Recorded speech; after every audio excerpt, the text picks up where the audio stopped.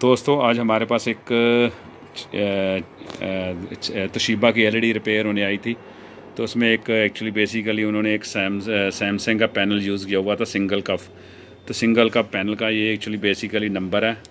तो मैं अब ये बताता हूँ। इसकी में बैक लाइट तो ओके थी, हमारा प्लेन रास्टर था, इसकी नो पिक्चर थी।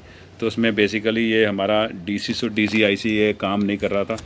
तो ना डीसी की डीसी या ना आईसी ना काम करने का मैं आपको रीज़न बताता हूँ। इसमें रीज़न क्या आता है, ज़्यादातर हमारे केसों में हमने ये स्टडी किया है इसमें।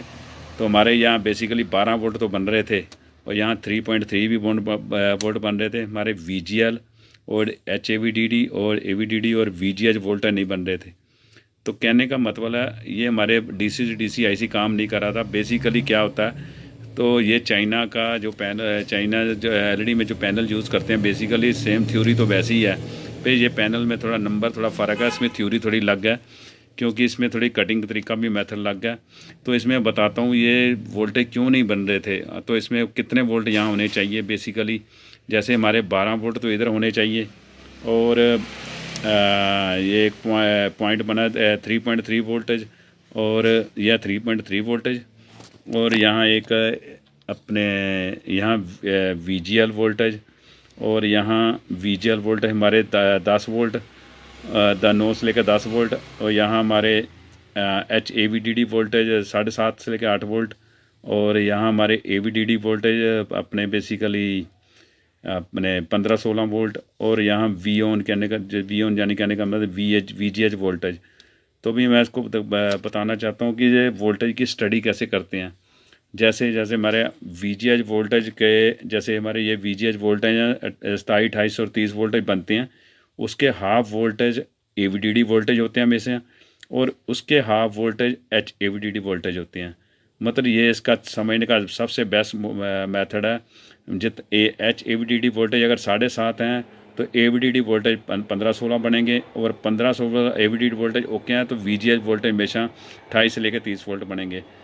ये इसका समझने का मेथड है। और वीजीएल वोल्टेज तो एक कहने का मतलब 9-10 वोल्ट हमेशा बनते हैं। तो इस पैनल में क्या प्रॉब्लम आती है, बेसिकली हमने ये हमारा सिंगल का पैनल है। बेसिकली इसमें क्या एक प्रॉब्लम आती है कि ये अंदर से या जिसका जो ग्लास आईसी लगा है ये ओपन हो जाता है। वो ग्लास आईसी ओपन होने के कारण भी हमारे ये वोल्टेज सभी बनने बंद हो जाते हैं। ये डीसी से डीसी आईसी वर्क करना बंद हो जाता है। जब ग्लास हमारा अंदर से ओपन है या कफ आईसी ख़राब हो गए तभी भी ये वोल्टेज बेसिकली नहीं बनेंगे। तो मैंने हमारा मन में 2-3 बार ये नोट किया। तो अंदर से ग्लास ओपन हो गया, जो मेन कफ हमारा अंदर से ख़राब हो गया या पैनल काम करना बंद कर गया तो ये वोल्टेज हमारे वर्क करने बंद हो जाते हैं। तो इसका सब तो कई बार तो ये मेन तो यही फंडा होता है इसमें।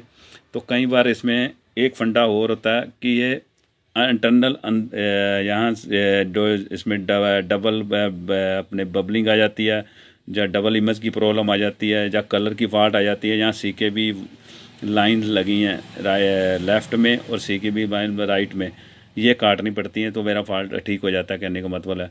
तो ये पैनल में ज़्यादातर जो प्रॉब्लम आती है वो अभी मैं आपको डिटेल से बताया। तो अभी फॉल्ट हमने अभी ये निकाला कि हमारा ये ग्लास आईसी अंदर से ओपन था तो हमारा ये डीसी से डीसी आईसी काम नहीं कर रहा था। अगली थोड़ा सा हमने इसको अंदर से थोड़ा ग्लास आईसी को पुश किया तो हमारा ये सारे वोल्टेज बनने स्टार्ट हो गए हुए हैं। तो मैं सब आपको सिर्फ पैनल की वर्किंग के बारे में सर बताया ये कैसे काम करता है और ये आगे इसमें क्या फॉल्ट आता है, ये इसके डिटेल से अभी बताया मैंने।